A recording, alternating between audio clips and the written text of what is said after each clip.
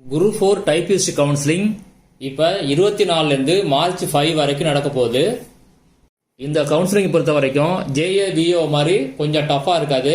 நீங்கள் எந்த டிபார்ட்மெண்ட் எடுக்கலாம் இல்லை எந்த டிஸ்ட்ரிக்ட் எடுக்கலாம் அப்படின்னு கொஞ்சம் ஈஸியாகவே நீங்கள் அந்த சார்ட்டை பார்த்து கண்டுபிடிக்கலாம். கமெண்ட்ல நிறைய பேர் கேட்குறீங்க எந்த டிபார்ட்மெண்ட் எடுக்கலாம் எந்த டிஸ்ட்ரிக்ட்ல எடுக்கலாம் அப்படின்னு நிறைய கேள்வி வருது. பட் எல்லாருக்கும் என்னால் ஆன்சர் பண்ண முடியாது. ஏன்னா அது கொஞ்சம் டஃப்பாக தான் இருக்கும். சில பேருக்கு பண்ண முடியும். ஆல்ரெடி வாட்ஸ்அப் குரூப்பில் உள்ளவங்களுக்கு இன்ஃபார்ம் பண்ணிட்டேன். அவங்க உங்கள் டீட்டெயிலாம் கொடுத்துருக்கீங்க. உங்களுக்கு நான் கண்டிப்பாக பார்த்து சொல்கிறேன். கமெண்ட்டில் நிறைய பேர் வருவீங்க, கண்டிப்பாக கேட்பீங்க. உங்கள் எல்லாருக்கும் என்னால் பதில் சொல்ல முடியாது. ஏன்னா யாருக்கு ப்ரிஃபரன்ஸ் கொடுக்கறது அப்படிங்கிறது கொஞ்சம் கஷ்டமாக இருக்கும். அதனால் நான் ஒன்று சொல்கிறேன், அந்த மாதிரி பண்ணுங்க.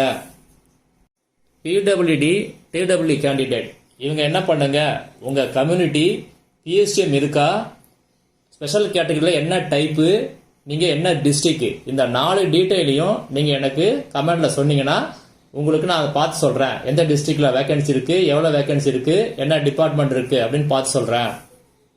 மற்ற கேண்டிடேட்டை பொறுத்த வரைக்கும் உங்களுக்கு எந்த டிபார்ட்மெண்ட் எங்கே வேகன்சி இருக்குது, எவ்வளோ வேகன்சி இருக்குது, இந்த டீட்டெயில் வேணும் அப்படின்னா இந்த வீடியோ டிஸ்கிரிப்ஷனில் ஒரு QR கோடு கொடுத்துருக்கேன். அதில் 25 ரூபா அமௌண்ட் நீங்கள் ஜிபே பண்ணிவிட்டு ஸ்க்ரீனில் தெரிகிற நம்பருக்கு நீங்கள் அதை சென்ட் பண்ணினீங்கன்னா உங்களுக்கு அதை பார்த்து நான் சொல்கிறேன்.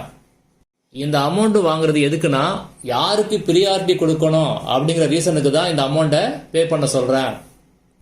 பிடபிள்யூடி டிடபிள்யூ கேண்டிடேட் பொறுத்த வரைக்கும் நீங்கள் எந்த அமௌண்ட்டும் பே பண்ண தேவையில்லை. ஜஸ்ட் நீங்கள் கமெண்ட்டில் உங்கள் கேட்டகரி சொன்னாலே போதும், நான் உங்களுக்கு சொல்கிறேன்.